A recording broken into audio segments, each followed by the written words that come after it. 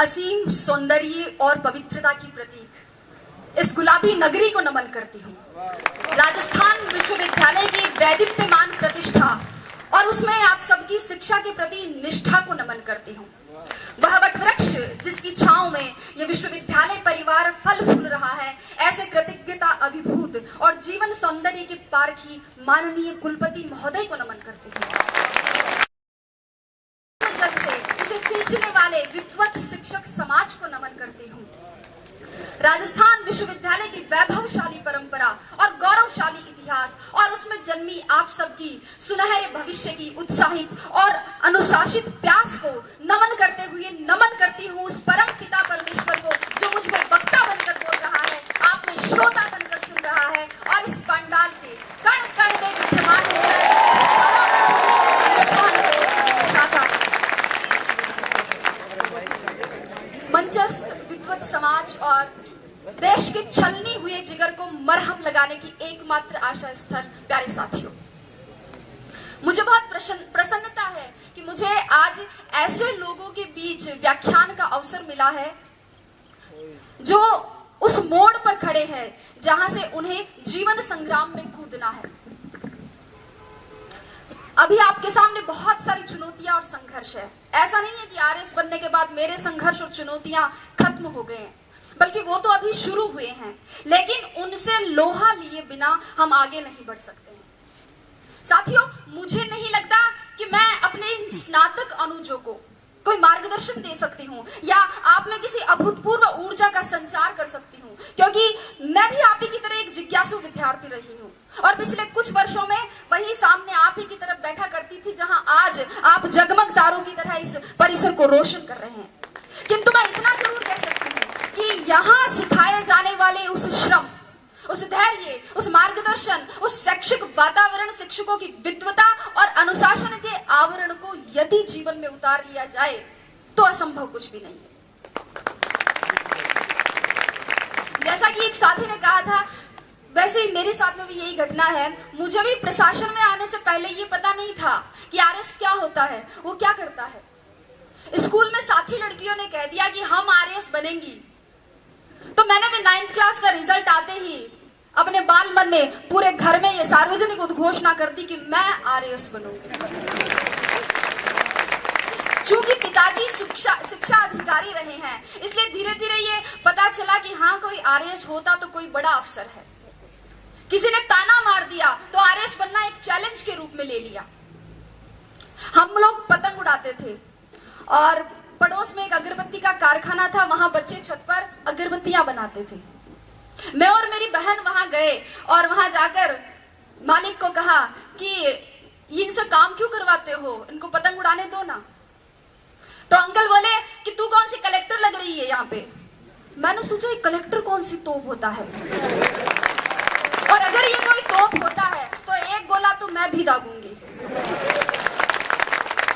धीरे धीरे परिवेश बढ़ा, लोगों से जुड़ाव बढ़ा, एक आरएस अधिकारी के अधिकार, दायित्व और दायरे को समझा और फिर खुद के अंदर झांका तो देखा और पाया कि हाँ, मैं किसी काम को योजनाबद्ध तरीके से कर सकती हूँ, किसी बात के पक्ष और विपक्ष पर विचार कर सकती हूँ, नेतृत्व क्षमता भी है, अपनी बात दूसरों तक संप्रेषित कर सकती हूँ। मम्मी और चाची का झगड़ा हो जाता तो उन्हें मना भी लेती हूँ, और दादी का आशीर्वाद तो है ही है। मैं आरएस बन सकती हूँ, मैं आरएस बनूंगी। और तब मैंने सोचा कि ना गरज किसी से, ना वास्ता किसी से, मुझे काम है अपने काम से, तेरी जिक्र से, तेरी फिक्र से, तेरी याद से, तेरे नाम से। और आरएस को ही मैंने अपनी जिक्र और फिक्र बना लिया। और साथियों, यही सम्मिलित कारण और घटनाएं हैं जिनके परिणाम स्वरूप मैं आज यहाँ आपके सामने उपस्थित हूँ। ये सब कहने का मेरा मकसद सिर्फ और सिर्फ इतना ही है कि आप सब ये तय करें कि आप आरएस आईएएस क्यों बनना चाहते हैं, अपना उद्देश्य निश्चित करें। आपके भी आरएस आईएएस बनने के मेरी तरह अनेक कारण और बहुत सारी प्रेरणाएं हो सकती है, लेकिन अब समय ये है कि समय रहते उनको पहचानें। रिजल्ट आने के 5-7 महीने तक मुझसे एक सवाल बार बार पूछा गया और शायद उसी सवाल का जवाब देने के लिए आज भी यहाँ बुलाया गया है कि आपकी सफलता का रहस्य क्या है, उसका मूल मंत्र क्या है। साथियों, और मेरा जवाब हर बार घुमा फिराकर एक ही होता है परिश्रम, परिश्रम और परिश्रम। लेकिन ये समयबद्ध, सकारात्मक और लक्ष्योन्मुखी होना चाहिए। टॉपर कोई भी हो सकता है, आवश्यकता सिर्फ लगन, मेहनत और धैर्य की है। थोड़ा संक्षेप में बात करते हुए अब मैं आती हूं परीक्षा के विविध स्तरों पर। जैसा कि आप सभी को पता है, परीक्षा के 3 स्तर है। संक्षेप में ही चर्चा करूंगी। प्रारंभिक स्तर पर, प्रारंभिक परीक्षा के लिए एक एक बिंदु की तैयारी के लिए सटीक और स्पष्ट तैयारी की जरूरत है। और यहां नादानी करने का मतलब है अपनी पतंग खुद काटना। वस्तुतः दोस्तों, प्रारंभिक परीक्षा की तैयारी मुख्य परीक्षा के दृष्टिकोण से करनी चाहिए और बिना किसी शॉर्टकट की उम्मीद लगाए करनी चाहिए। जिस व्यक्ति ने कभी हाथी नहीं देखा है, अचानक उसके सामने अगर हाथी आए तो क्या होगा? डर जाएगा। इसलिए आप पिछले वर्षों के, चाहे प्रारंभिक परीक्षा हो चाहे मुख्य परीक्षा हो, पिछले वर्षों के प्रश्न पत्रों का विश्लेषण कर सबसे पहले अपने डर को दूर भगाएं। अक्सर विद्यार्थी इस असमंजस में रहते हैं कि तैयारी कहां से शुरू करें, कैसे शुरू करें। मेरे हिसाब से 9वीं 10वीं की मानक पाठ्य पुस्तकों जैसे एनसीईआरटी बुक्स, इनसे सबसे पहले अपना आधार मजबूत बनाएं और फिर इसके साथ ही किसी एक राष्ट्रीय और राज्य स्तर के समाचार पत्र या और किसी एक मासिक पत्रिका का नियमित अध्ययन करें। जो बिंदु समझ में नहीं आए उन्हें याद करने के लिए नोट्स बना लें और परीक्षा से पूर्व उनका अधिकाधिक रिवीजन करें। ये थी प्रारंभिक परीक्षा। मुख्य परीक्षा की बात करें। मुख्य परीक्षा वास्तव में इस परीक्षा का निर्णायक चरण है, जिसका इस परीक्षा में 88% योगदान है। और यहां ध्यान दीजिएगा, यहां उत्तर की कसावट और उसका सर्वोत्तम प्रस्तुतिकरण ही कामयाबी का मूल मंत्र है।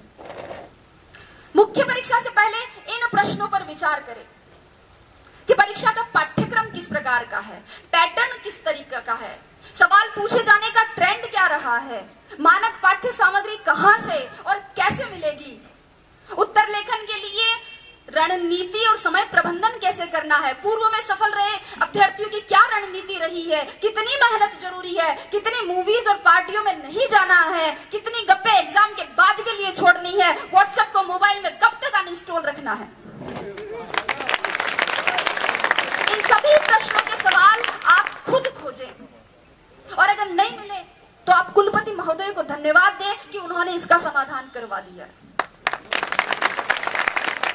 दोस्तों, वास्तव में प्रत्येक अभ्यर्थी, प्रत्येक विद्यार्थी के पढ़ने का तरीका, उसके सोच की गहराई, पारिवारिक परिस्थितियां और समय की उपलब्धता अलग अलग होती है। अगर आप इन सवालों के जवाब खोज लेते हैं तो आपकी आधी समस्या का समाधान हो जाएगा। अब बात करती हूं साक्षात्कार की। जैसे कि पुष्पा जी ने कहा था कि साक्षात्कार आपके ज्ञान का नहीं अपितु आपके व्यक्तित्व का परीक्षण है। साक्षात्कार में सामान्यतः एक अभ्यर्थी की मानसिक सजगता, ध्यान दीजिएगा, मानसिक सजगता, समीक्षात्मक दृष्टिकोण, नेतृत्व, निर्णय क्षमता, रुचि की विविधता, सामाजिक संगठन की योग्यता, बौद्धिक और नैतिक ईमानदारी और इसके अलावा आसपास की घटनाओं में, आसपास की परिवेश में घटित हो रही घटनाओं में अभिरुचि और दृष्टिकोण की गहन जांच होती है। सभी प्रश्नों का उत्तर देना एक अच्छे साक्षात्कार का प्रतीक नहीं है और कुछ प्रश्नों का उत्तर न देना साक्षात्कार के बिगड़ने का परिचायक भी नहीं है। वस्तुतः ये तो सामने आ रही आपकी अवधारणाओं और आपके हाव भाव पर आधारित है। महत्वपूर्ण ये नहीं कि कितने प्रश्नों का उत्तर दिया, अपितु ये है कि उत्तर किस प्रकार दिया।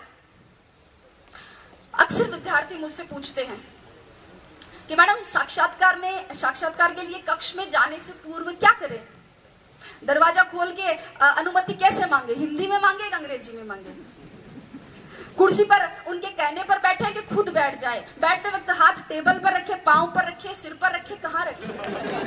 लड़के पूछते हैं कि मैडम टाई लगाए, टाई के साथ कोट भी पहने, क्या शेविंग करे या नहीं करे। और लड़कियां भी पूछती है कि साड़ी पहने, सूट पहने तो मैचिंग का ब्लाउज पहने, क्या मैचिंग की nail polish, sandal, earrings, purse, bangles, blah blah ब्ला।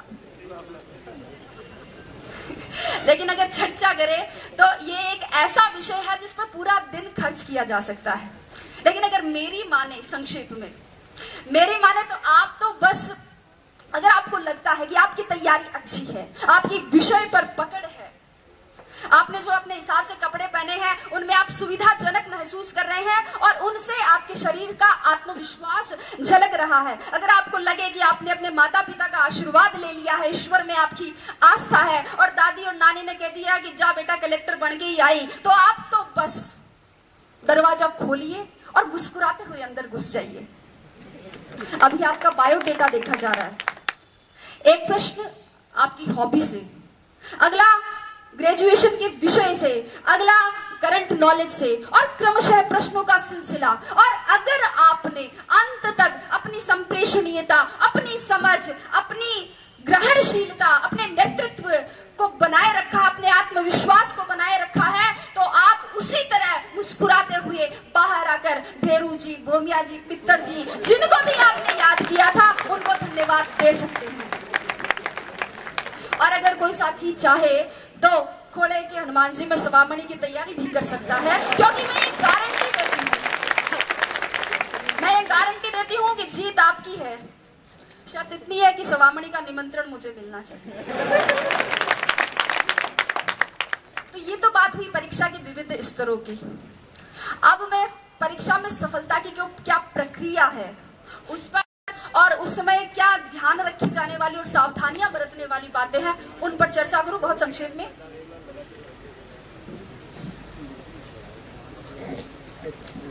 चूंकि अपनी ये जो सफलता की प्रक्रिया इसको मैं एक कृषि के रूपक से बताना चाहूंगी। अगर मैं बोल रही हूं और आपको लगता है कि समय ज्यादा नहीं हो रहा और आप बोर नहीं हो रहे तो एक बार तालियां बजाकर स्वागत करें।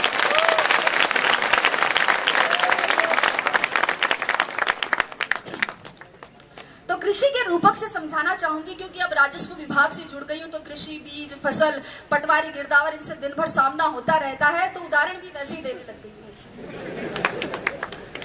दोस्तों, किसी भी बीज के अंकुरण, उसकी वृद्धि, स्थायित्व, फल फूल सहित पूरा वृक्ष बनने में ही सफलता की प्रक्रिया निहित है। किसी भी बीज के अंकुरण के लिए सर्वप्रथम और सर्वाधिक महत्वपूर्ण योग्यता है उस बीज का अंकुरण योग्य होना। इसलिए सबसे पहले अपने अंदर झांके। एक बार एक पागल आईने में खुद को देखकर कह रहा था कि यार इसको कहीं देखा लगता है। बहुत देर टेंशन में सोचने के बाद वो बोला, धत्तेरी की, अरे ये तो वही है जो उस दिन मेरे साथ बाल कटवा रहा था। तो ये तो खैर पागल था, लेकिन हम जैसे पढ़े लिखे और स्वस्थ चित्त व्यक्ति भी खुद को नहीं पहचानते हैं, अपने भीतर नहीं झांक पाते हैं। रास्ते में अगर कंकड़ी कंकड़ हो और अगर अच्छा जूता पहना हो तो उस पर चला जा सकता है, लेकिन एक अच्छे जूते में भी अगर कंकड़ हो तो रास्ता चाहे कितना ही बढ़िया क्यों ना हो, उस पर कुछ कदम चलना मुश्किल है। मेरे कहने का मतलब इतना ही है कि पहले बाहर की चुनौतियों से पहले खुद की कमजोरियों से जीते, लड़े।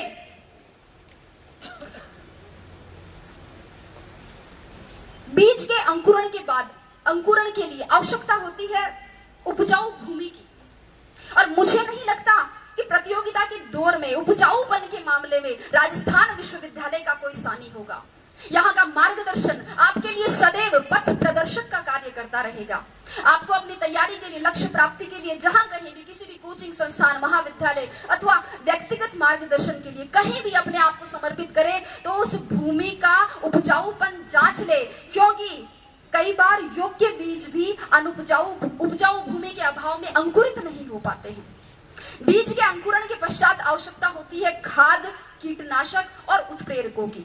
विद्यार्थी के लिए खाद का काम करते हैं उसकी कक्षा, उसकी पुस्तकें, उसके मित्र, उसका जो पढ़ाई का आसपास का माहौल है वो, उसके गुरुजन जो उसे एकाग्रता और ज्ञान संचय की विधि प्रदान करते हैं। एकाग्रता पर थोड़ा सा, कुछ विद्यार्थी ऐसे होते हैं जो पढ़ते हुए टीवी, रेडियो चलाते हैं, एफएम चलाते हैं, और कुछ बच्चे ऐसे होते हैं जो कान में ईयरफोन डालकर म्यूजिक सुनते हुए फिर पढ़ाई करते हैं। और अगर पास में पड़ोस में कोई शादी हो रही हो, रात्रि जागरण हो तो उन्हें डिस्टरबेंस होता है।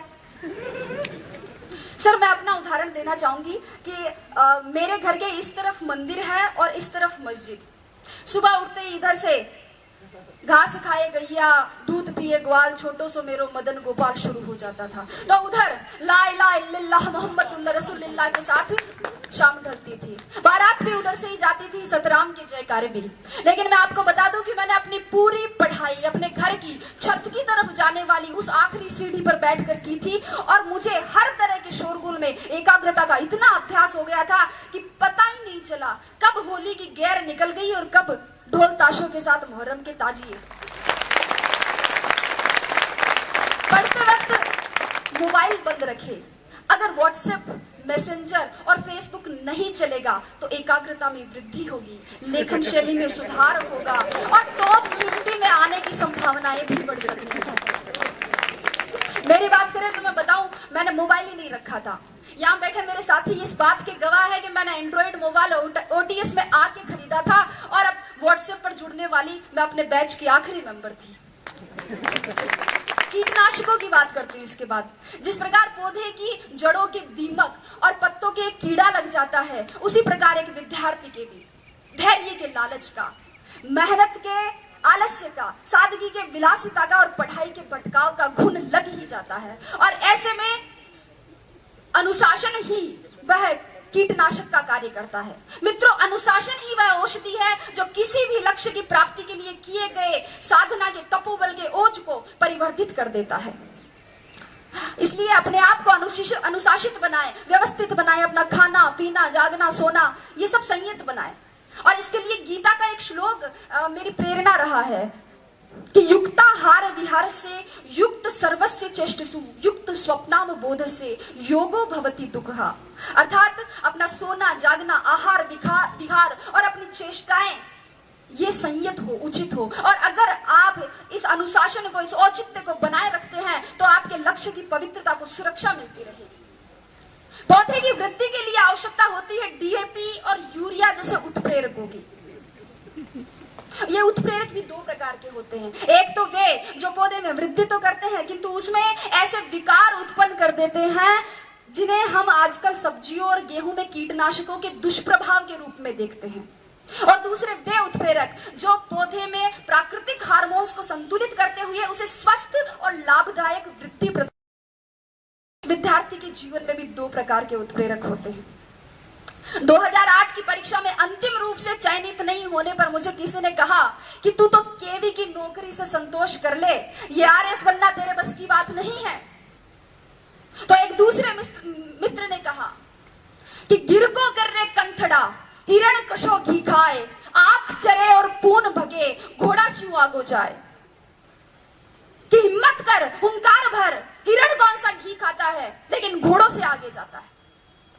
एक था उत्प्रेरक और दूसरा था दुष्प्रेरण। दुष्प्रेरण न स्वयं करे न दूसरों के दुष्प्रेरण का शिकार हो, अपने मुकाम, अपने उसूल खुद तय करे और हर बार लोगों की अपेक्षाओं पर खरा उतरने की कोशिश ना करे। एक बार रात के समय एक दुकानदार बंद करने ही वाला था कि एक कुत्ता उसके पास में आया। कुत्ते के मुंह में थैली थी और उसमें कुछ सामान की लिस्ट थी। दुकानदार ने थैली ली, उसमें सामान डाला, बाकी पैसे डाले और सामने रख दी।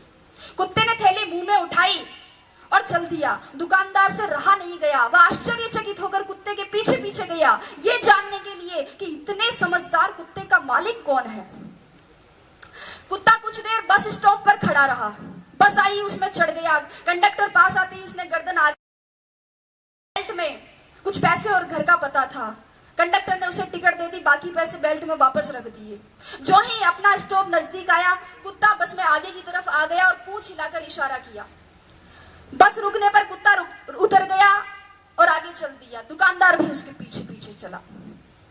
कुत्ते ने अपने पैर से 2-3 बार दरवाजा खटखटाया। मालिक बाहर निकल कर आया और उसने लाठी से कुत्ते की पिटाई की। आप सोच रहे होंगे कि क्यों? मालिक भी सोच रहा था। उसने पूछा इसका कारण, तो मालिक ने कहा बदतमीज ने सारी नींद खराब कर दी, चाबी लेके नहीं जा सकता था, गधा कहेगा। मित्रों, जीवन की सच्चाई भी यही है। लोगों की आपसे अपेक्षाओं का कोई अंत नहीं है। जरा सा आप चूके कि आप में बुराइयां निकाल देंगे और पिछली सारी अच्छाइयों को भूल जाएंगे। इसलिए आप तो बस अपना कर्तव्य कर्म करें, आगे बहुत सी कठिनाइयां है।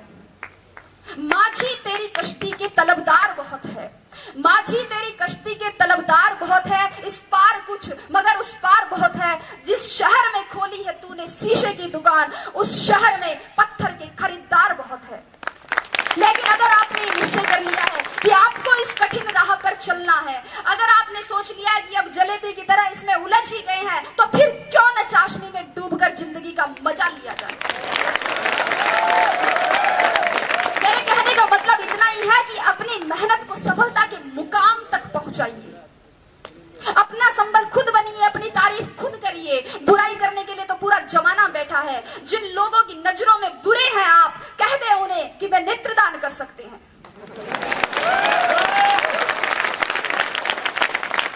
अपने आसपास के परिवेश में केवल उन्हीं तत्वों को प्रविष्ट होने की अनुमति दे जो सकारात्मक हो, विचारात्मक हो, बोधात्मक हो, सही दिशा देने वाले हो। अन्यथा आपके मस्तिष्क में क्रोध, ईर्ष्या और द्वेष के रासायनिक दुष्प्रभाव दिखने लगेंगे, जो आपकी सोने की थाली में पीतल की मेख जैसे अशोभनीय लगेंगे। तो अंत की ओर बढ़ते हुए मैं अब कहूंगी कि इन सभी तत्वों के साथ अब एक तत्व और बच जाता है, और वो है जीवनदायी जल, जिसकी आवश्यकता पौधे को वृक्ष बनने तक रहती है।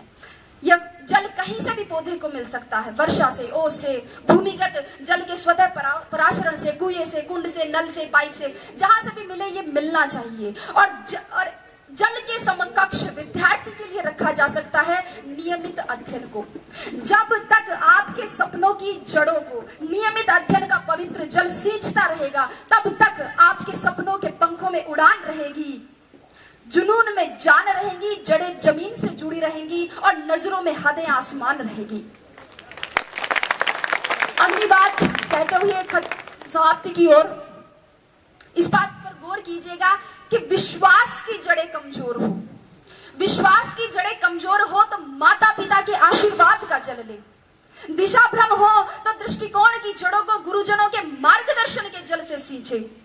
भटकाव की भूख भड़के तो एकाग्रता की जड़ों को आत्मचिंतन के जल से पोषित करे। धैर्य धीरज धरने से इनकार करने लगे तो मानस की जड़ों को अध्यात्म के जल से सींचे। और सबसे महत्वपूर्ण, अपने सपनों की सुनहरी जड़ों को सकारात्मक सोच के जल से सदैव सींचते रहे। सफलता मजबूर होकर कामयाबी का मीठा फल आपकी मेहनत से तैयार किए गए वृक्ष पर प्रस्फुटित कर देगी, जिसके बाद उसके संवर्धन और संरक्षण की जिम्मेदारी दुनिया अपने आप ले लेती है। तो आइए सफलता का प्रसाद पाने के लिए मेहनत के इस महायज्ञ में अपने श्रम की समीधा, धैर्य की धूप, अध्ययन की आहुति और लक्ष्य की लौ से अस्तित्व की अग्नि प्रज्वलित करते हैं और कुछ नया, कुछ मौलिक, कुछ बेहतर करने का संकल्प करते हैं। मैं आशा करती हूँ कि शीघ्र ही इस विश्वविद्यालय से आप में से ही कोई छात्र या छात्रा ऐसे इसी ही तरह अपनी सफलता की कहानी बांटे, अपने अनुभव बांटे, और मैं यहीं बैठकर सुनूं, गर्व करूं और कुछ नया सीखूं, और अगर हो सके तो चाय के साथ कंक्लूजन करते हुए वोट ऑफ थैंक्स दूं। तो मेरी शुभकामना बस इतनी ही है कि आपका पथ प्रशस्त हो, लक्ष्य उन्नत हो, गति आबाद रहे। संगच्छध्वम संवदध्वम संवो मनांसी जानताम का मूल मंत्र कभी विस्मृत ना हो। आप सबकी मेहनत, सबके संरक्षण, विश्वविद्यालय में आपकी प्रतिष्ठा, आपकी निष्ठा, आपके सृजन और सक्रिय नेतृत्व से संस्कारों की नींव पर समर्पण के खंभों के सहारे सौम्यता के साथ खड़ा ये राजस्थान विश्वविद्यालय का महल अपनी आस्था और विश्वास के साथ सदैव पुष्पित और पल्लवित होता रहे। इसी के साथ धन्यवाद, बहुत बहुत धन्यवाद।